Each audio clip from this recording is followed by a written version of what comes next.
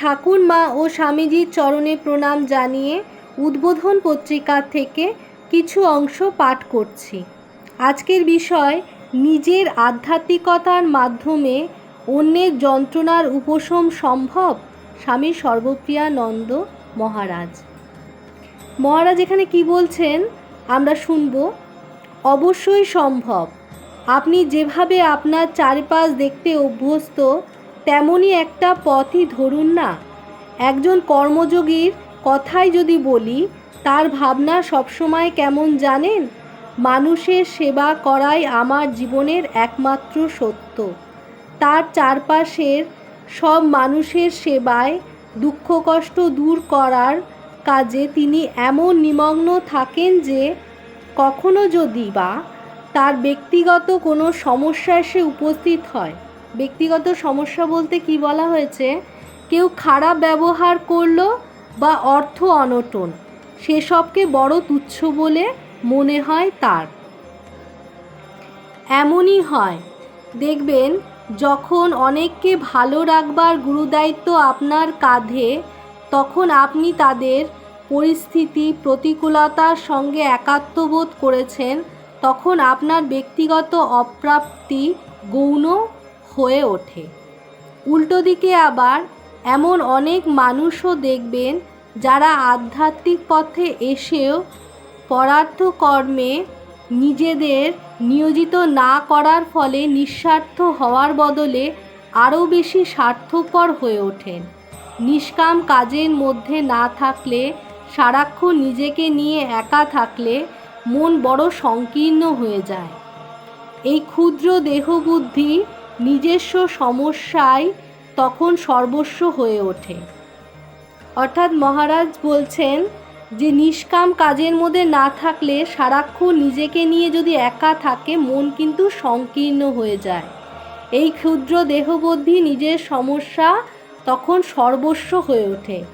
কিন্তু যখন অন্যকে ভালো রাখার গুরুদায়িত্ব আমরা নিই, তখন তাদের পরিস্থিতি প্রতিকূলতার সঙ্গে একাত্মবোধ যখন করতে পারি, তখন নিজের ব্যক্তিগত অপ্রাপ্তিগুলো অনেক ছোট বলে মনে হয়। এখানে মহারাজ কি বলছেন আবার শুনি। রামকৃষ্ণ মিশনের যে হাসপাতাল আছে বারাণসীতে, সেখানকার এক মহারাজের কথা বলি। আমার সঙ্গে তার অবশ্যই প্রত্যক্ষ সাক্ষাৎ হয়নি কখনো। আর একজন প্রবীণ সন্ন্যাসীর কাছে আমি এই ঘটনা শুনেছি।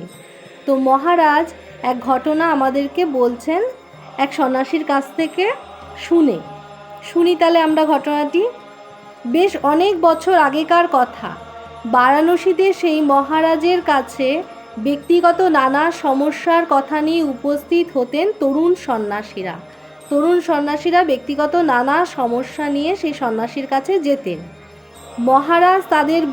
সেই মহারাজ তাদেরকে বলতেন, তোমরা যে কি এত সমস্যার কথা বলো আমি বুঝি না। রাগ, লোভ, ইচ্ছা, সন্ন্যাসী জীবনে নানা সংকট, কি এসব?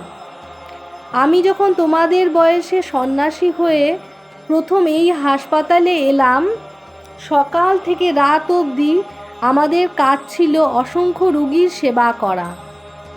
তাদের কষ্ট যন্ত্রণা একটু যেটুকু সম্ভব লাঘব করতেই হবে। আমাদের তরুণ সন্ন্যাসীদের তখন দম ফেলার সময় থাকতো না। সারাদিন ধরে হাসপাতালে অক্লান্তভাবে শুধু কাজ আর কাজ। বিকেলের দিকে খাওয়ার সময় পেলে একবার আসতাম, কখনো সেটুকু সময়ও পেতাম না, বা এতই দেরি হয়ে যেত যে কোনো মতে এই রেখে দেওয়া ঠান্ডা খাওয়া নাকে মুখে গুজে আবার ছুটতাম কাজে। সন্ধ্যায় প্রার্থনা যাওয়ার সময় থাকতো না বেশিরভাগ দিন। সব সেরে রাতে সামান্য কিছু খেয়ে যখন শুতাম, অবশেষে সুইচ অফ করে দিলে আলো যেমন এক মুহূর্তে নিভে যায়, আমার ঘুমও এসে যেত ওইভাবে। দিনের পর দিন এই কাজের মধ্যে দিয়ে আমার জীবনে 40টা বছর কেটে গেল। কই একবারের জন্য তো তোমরা যেসব সমস্যার কথা বলছো তা অনুভব করার অবকাশ আমি পেলাম না। ভাবতে পারছো নিজের যাবতীয় ক্ষুদ্রাতি ক্ষুদ্র তুচ্ছ সমস্যা থেকে মুক্ত এমন একটা কর্মব্যস্ত জীবন কত বড় আশীর্বাদ। অর্থাৎ এখানে মহারাজ বলছেন যে নিজের জীবনে যাবতীয় ক্ষুদ্রাতি ক্ষুদ্র তুচ্ছ সমস্যা থেকে মুক্ত একটা জীবন কি কর্মব্যস্ত জীবন, একটা বড় আশীর্বাদ সকলের জন্য।